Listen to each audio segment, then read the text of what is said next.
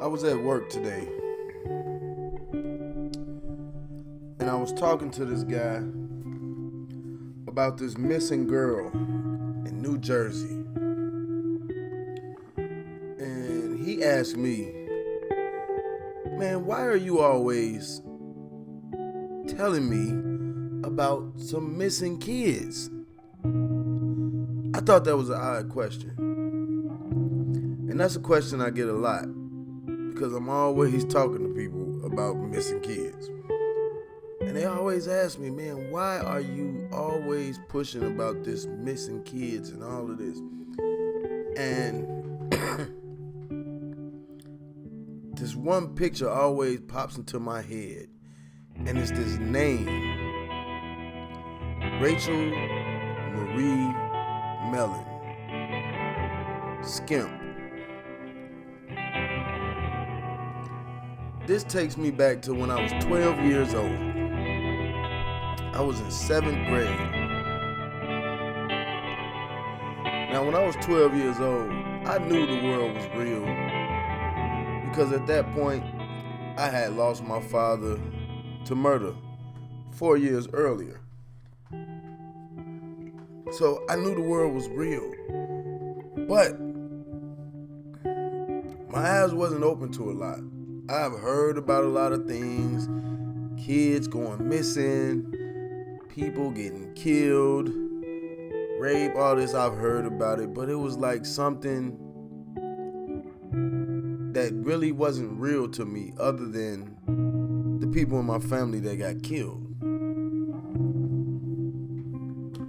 So I would say sometime that year around the beginning of February, right? In school, my friends and I, we heard about this missing girl that was our age. I was 12 in 7th grade. She was 13 years old. Her name was Rachel Mellon. And it was about 20, 30 minutes away in a suburb called Bolingbrook, Illinois. And my friends was like, damn, that's messed up. But something about hearing that, and it was like it just happened, it scared me. And all of a sudden, the real world was hitting me. So I found myself walking home from school that day, asking my mother for $1. Can I have $1? I took the dollar, I went to the store, and I bought a newspaper, a Chicago Sun-Times, and a bag of Flamin' Hot Cheetos. And right there in that newspaper, front page, was Rachel Marie Mellon. This was my first time buying a newspaper. This was my first time reading a newspaper. But I felt like I had to read about this. What is going on? Somebody my age, near me, just got kidnapped. She was missing.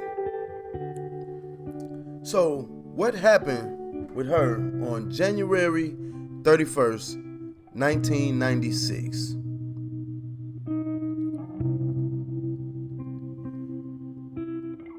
They woke up for school. Her mother was going to work. She didn't feel good, so she stayed home. Her stepfather decided he would stay home with her. Now her stepfather, she carried his name, Mellon. Her mother had broke up with her biological father when she was a small child, about a toddler. So this stepfather had been around for a long time. Her father had lived, I believe, down in Texas somewhere. I could be wrong on that, but it was somewhere down south.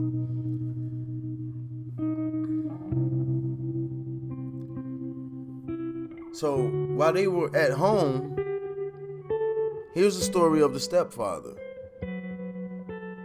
They played video games and just hung out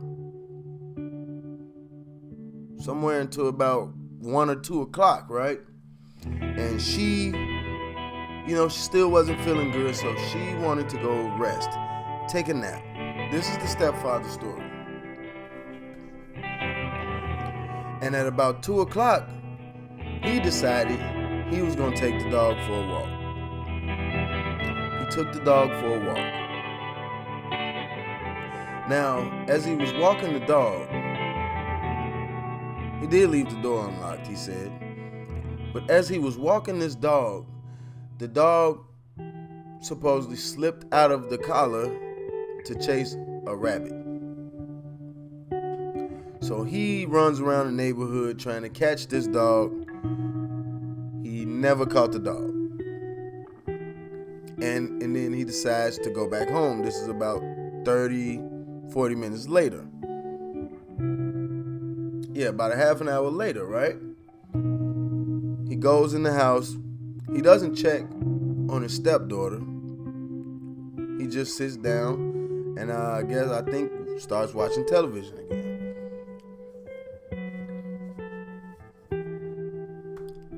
Now, when everybody else comes home later, Rachel is not in the house. Stepfather assumed she was still in the room sleeping.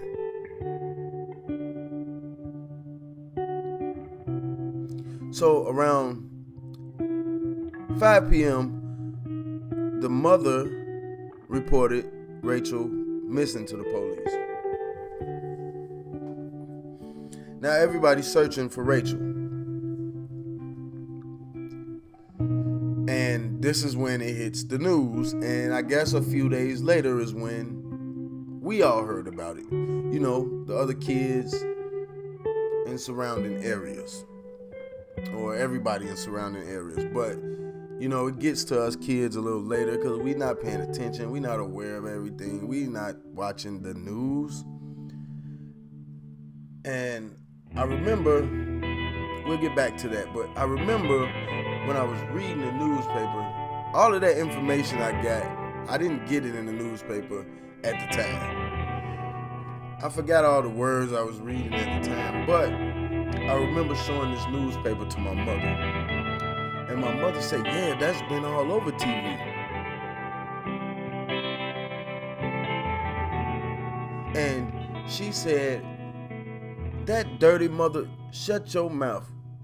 I'm adding the shut your mouth part, paraphrasing. That dirty mother, shut your mouth. Killed that baby. That's what my mother said. I said, who? Somebody took her, mama. She said, no, that girl's father did that. Talking about the stepfather, right? And you know, this story continues to go on for months. For me and my friends, it probably went on for another month. You know what I'm saying? Eventually, we forget about it. Well, I know they totally forgot about it, but I don't want to say I forgot about it, but I forgot about it. It was just like a thing that happened, and now we're moving on with life. And, you know, basketball practice, you know, all this stuff, girls, school, you know, fun stuff, going to the mall, playing basketball, football, all this stuff. And that's where it ended for me when I was 12 years old. But I remember being in shock about this. Like, now I heard these stories word of mouth from my mother, my aunties, my uncles, you know, adults telling you, man, don't, you know, at school, don't talk to strangers. So we knew kids got stolen, but we had never experienced it like this, to where we were aware of what was going on, in the news and all of that. So that's where it ended for me though, at 12. And I wouldn't think about it again until I would want to say 2000 or 2001,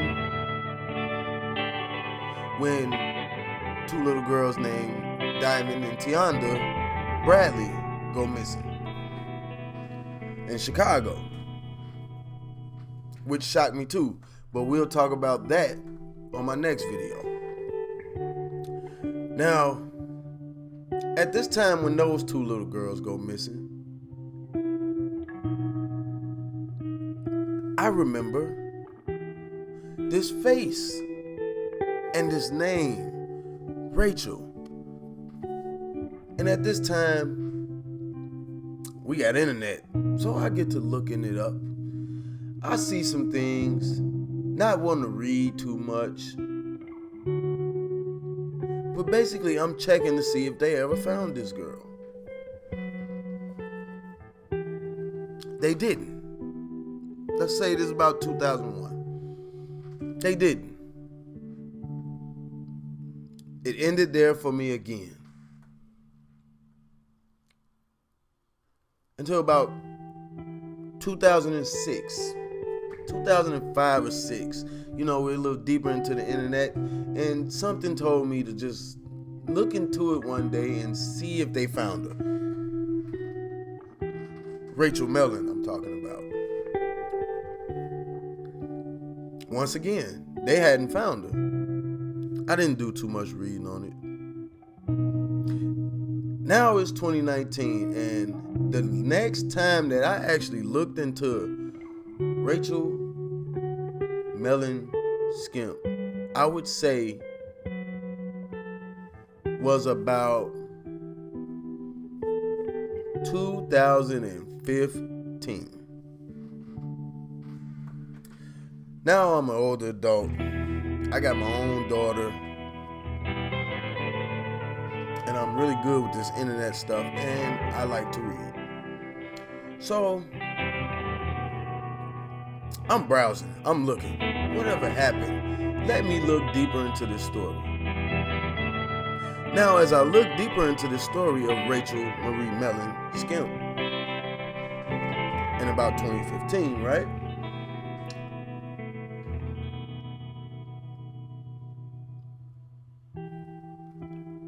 All I could remember while I was reading was what my mother said all those years ago. That dirty mother, shut your mouth, killed that baby.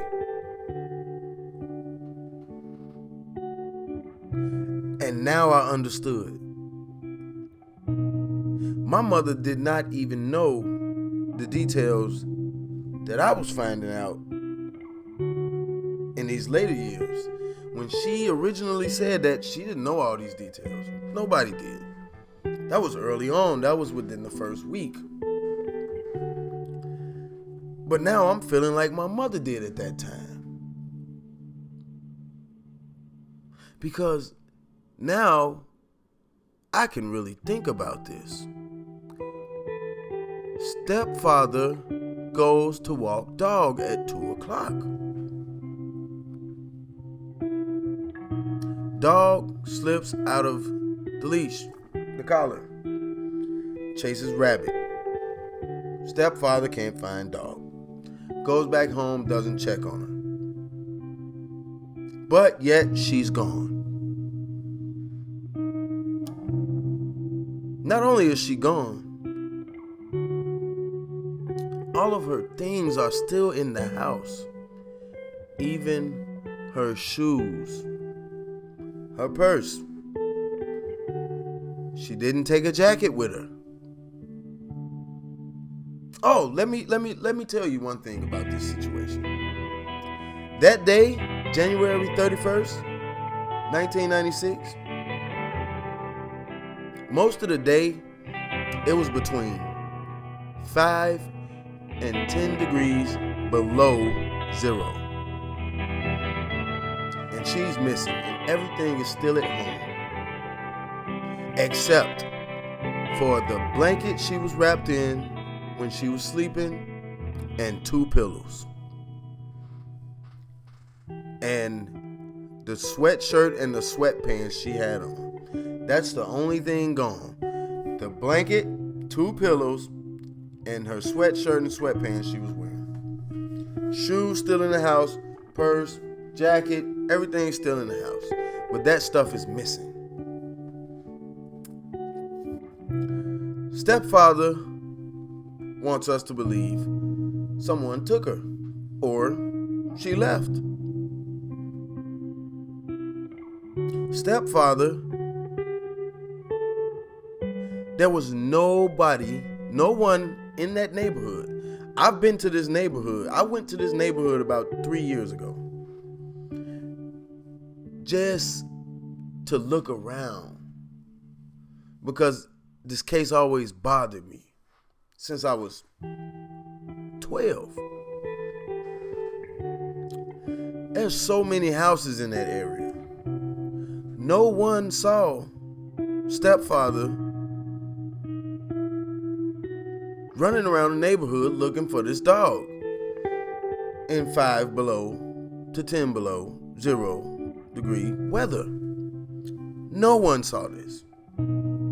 That will stand out to anyone. It might not stand out when you see them running around, but hours later when everybody in the neighborhood is looking for this girl, that would definitely stand out. It's not something you would forget in a few hours. The police tells him no one saw you. So what he says is a real estate agent that was in the neighborhood actually found his dog for him and brought his dog back.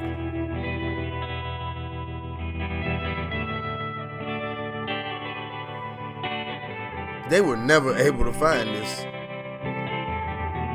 real estate agent that's roaming the neighborhood looking for property or trying to sell property in 5 to 10 below 0 degree weather.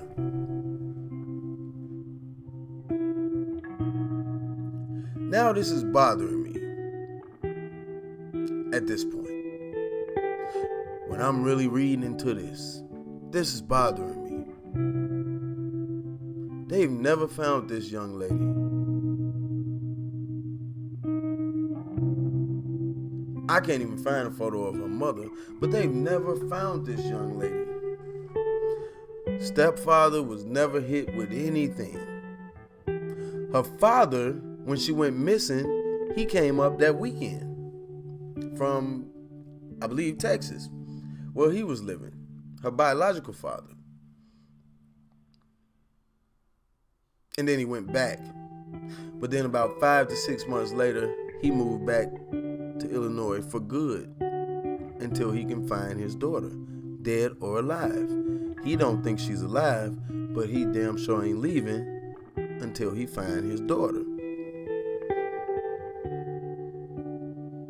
How does a girl go missing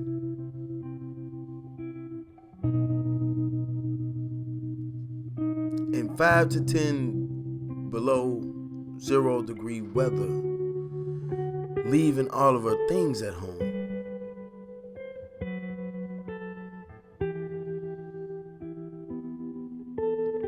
It's really cold out there. If someone came in the house while the stepfather was supposedly running around looking for the dog that was chasing a rabbit, if someone came in and took her, why did they take the blanket and the pillows? And why was there no sign of struggle? Now,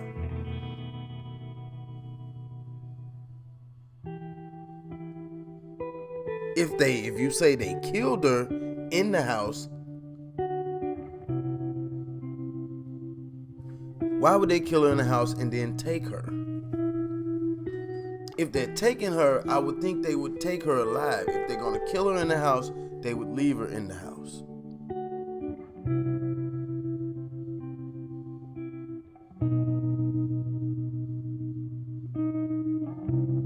See, this is bothering me. It always has. 13 years old.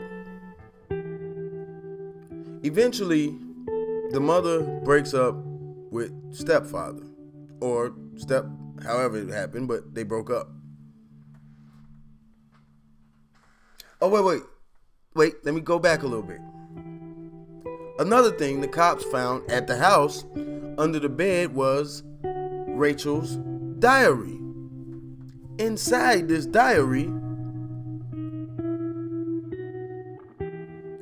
she had written about her stepfather kissing on her.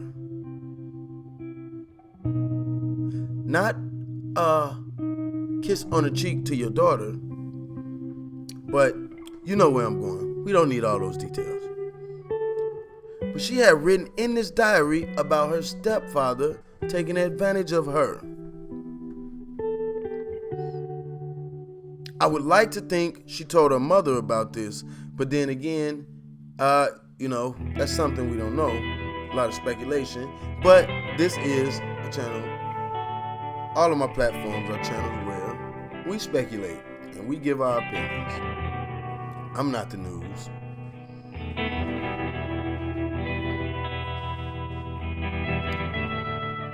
So this stepfather is in deep water, but they never hit him with anything.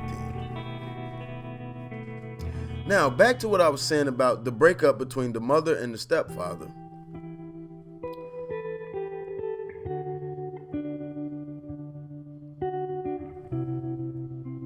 They broke up, but then eventually they got back together. Why would the mother get back with this man? The mother believes a stranger came in the house and took her daughter. Ain't that something? But that's what the mother believes. I don't think the mother believes that. I think the mother knows what happened with all the details. I just think the mother is a piece of shut your mouth.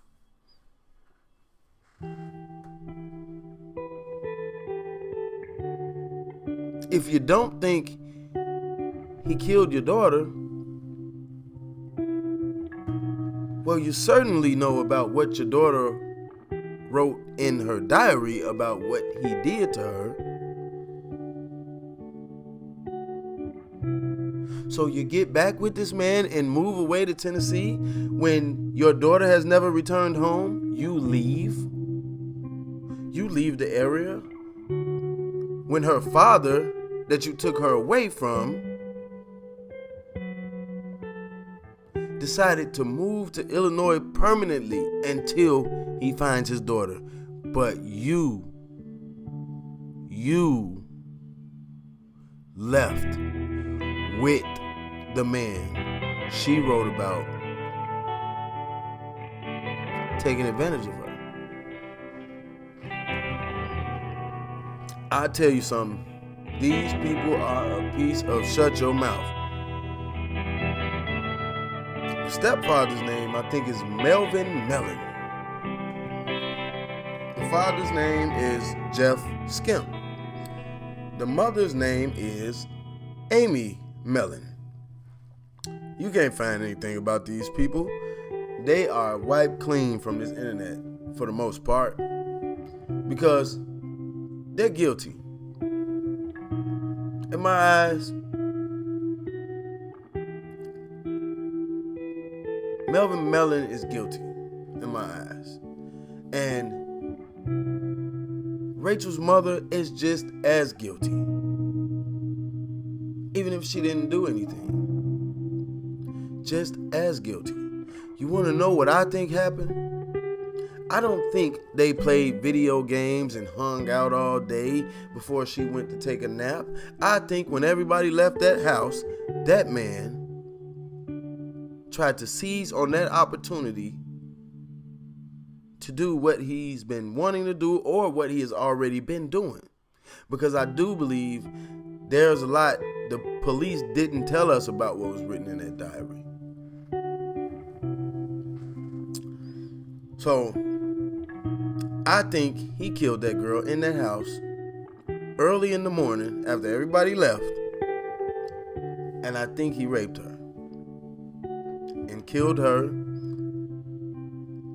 And I think he used those pillows to kill her. And he wrapped her up in that blanket, put her in the vehicle, and took her somewhere. You got all day. All day. No mailman saw you with your dog. No real estate agent found your dog after you lost him and brought him back. No strange man is across the street at the park watching your house in 5 below 0 degree weather. I'm sorry. Not even pedophiles are out at that time. Because pedophiles, they're not immune to freezing cold temperatures. Nah, I don't think he buried her. You can't dig. You can't dig in that type of weather. It's so cold it ain't even gonna snow. You can't dig in the dirt. The little lakes in that area, you can't really throw in there because it's probably frozen at that time. Now, about 40 minutes away, you do got Lake Michigan, right in Chicago. You got Lake Michigan where, the possibilities. But I think stepfather, Melvin Mellon, most definitely killed her. And I would say rape too. But I think he most definitely killed that young lady. Now this has been on my mind since I was 12 years old.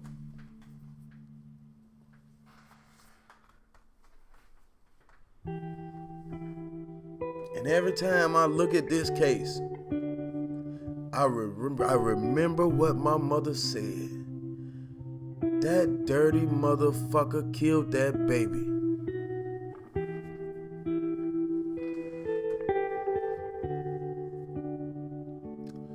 Mama, you ain't here with us no more, but I think you were right the whole time. I wonder if any of my friends remember this girl when we found out about this. I don't know, but this one really hurt me, and it taught me a lot about the world at an age when I really wasn't aware of the dangers. See, because after this one happened, we'd be outside playing around, hanging out with the homegirls and all that. After this happened, we wouldn't let the homegirls walk to their house, walk home by themselves. We're gonna walk all 5 of y'all to y'all doors. That's what we gonna do. We started taking precautions as if we were adults at this time, but we were only 12, 13. But it taught us a lot. And after that happened, we started paying attention to what was going on in this world, and it was just case after case after case after case after case.